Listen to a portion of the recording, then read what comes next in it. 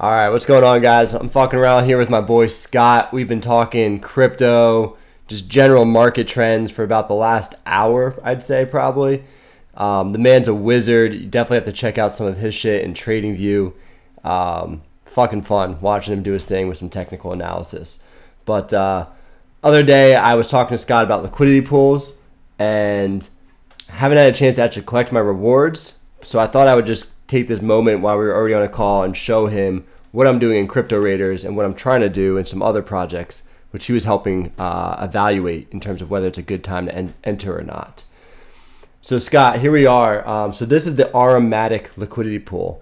And so I've got equal value of Arum and Matic. So I bought those two tokens separately in my wallet, and then I contributed them to this liquidity pool on the Sushi DeFi exchange.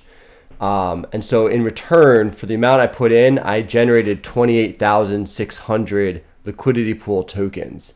And that's what that's my representation of the amount of value, amount of liquidity I've given to this pool.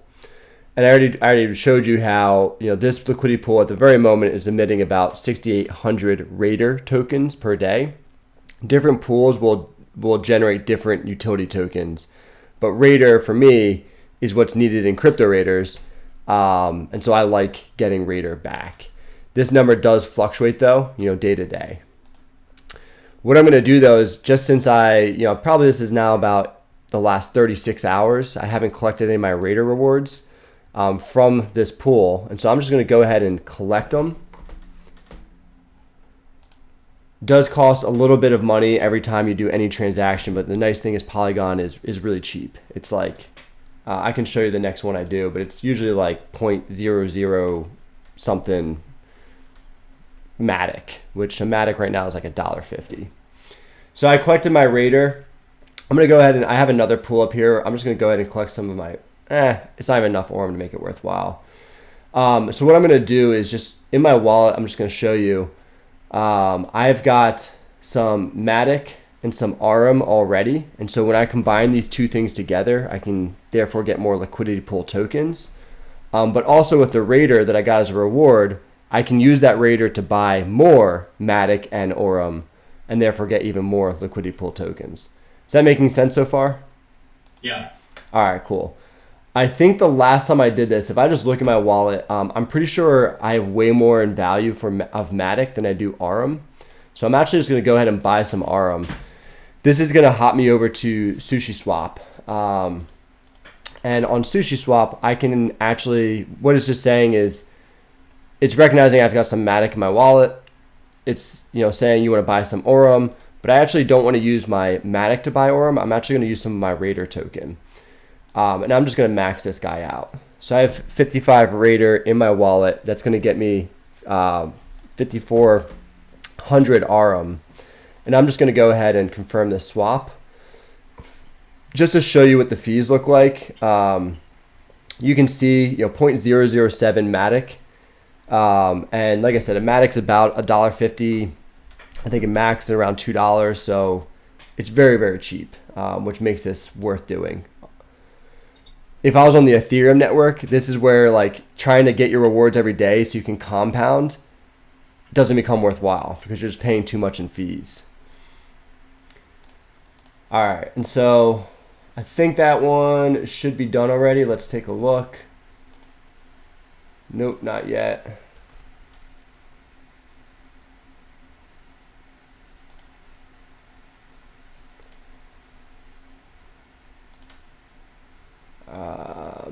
Okay. Yep, so we're good now. I've got that ARM in my wallet now. So now I'm actually going to go into the pool function here on SushiSwap and go to add. And so there's a bunch of different liquidity pools. SushiSwap's default liquidity pool is going to be Matic and Sushi. But I'm going to just change this Sushi to Arum. And so I'm going to go ahead and let's just see if I put in the max amount of Matic I have in my wallet, that's going to require 20,200 Arum, and I've got 20,570 in my wallet. So it is, I don't know if you can see that. That might be kind of small, but it's reflecting what I have in my wallet on this screen right here.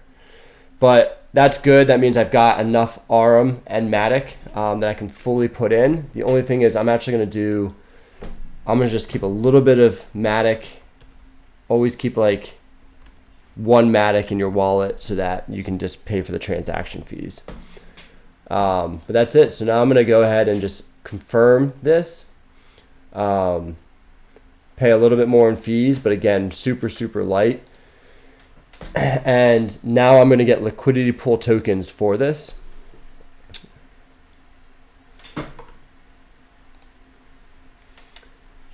So we're going to let that process.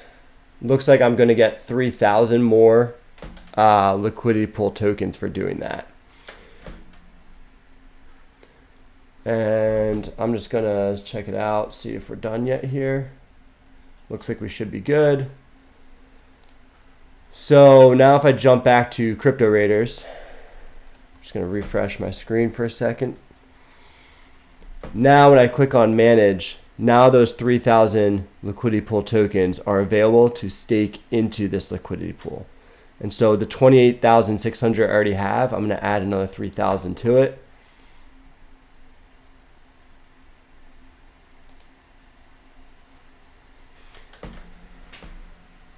We'll let that transaction run, and then we should see my balance here jump in just a moment. Is there a way to see how many total? There you go. Total value. How much is that's of the total staked or that's liquidity pool? That's the total liquidity. Yeah. So TVL stands for total value locked. So that means there's about $5.4 million worth of liquidity in this pool. You can see how much TVL there are in other pools. And usually what you want to look for is the less TVL in the pool, it's going to usually have a higher APR rates, plus how many, then there's how much demand, how much volume is there actually transaction on those two tokens. And that's going to generate, the highest APRs, the combination of those two. But yeah, that was essentially it. And, I know you've mentioned like the concern around having your money locked up. I can actually come and pull this out at any time. So I can just click unstake at any time and just pull this back. If everyone did that, yes, that would create some liquidity issues for these two token positions. But the APR rates would also jump astronomically if people were still trying to exchange ARM for Matic or vice versa, and there was no one actually providing liquidity. So you'd get much more of a reward if there's a demand for it, but no supply. It just, yeah, go ahead. Yeah, and I think it brings us to another question that I was talking to you earlier about is, hypothetically, if someone had pulled their personal liquidity and it equaled 50% of the total value that was in this liquidity pool, and then at the same time there was a lot of high number of transactions occurring or attempting to have occurred, what happens there when there's no one on the other end to buy what you're trying to sell or sell what you're trying to buy? Well, I guess only buy what you're trying to sell. Yeah, so a couple thoughts here, and I'm not an expert in this at all, but just going to give you kind of this is what I suspect.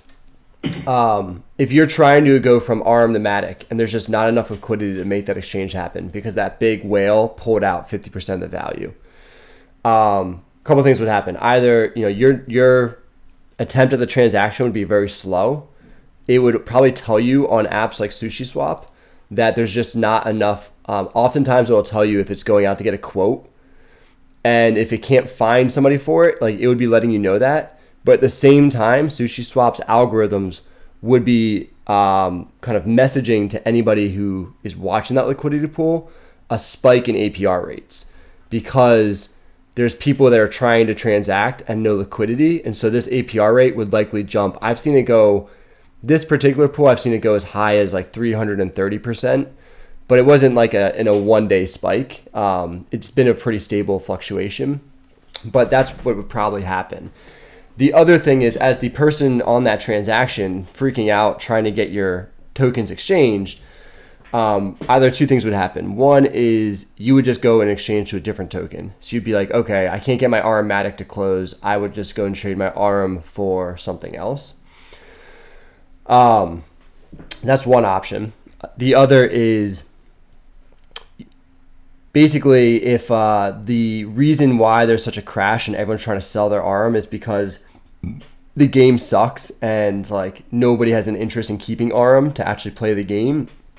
And that's I think systemic of a larger issue, right? Of like you now have kind of just gotten hold of a token that's worthless, and so that's kind of like that's the beauty of it though, right? Because the way that value is getting created, it's not just on these exchanges. It's that at the other end of it, you actually want to use that token to do something. And so if nobody wants to use that token to do something, well then like it sucks, man. And yeah, it does happen, but like that's why you got to buy into projects you believe in.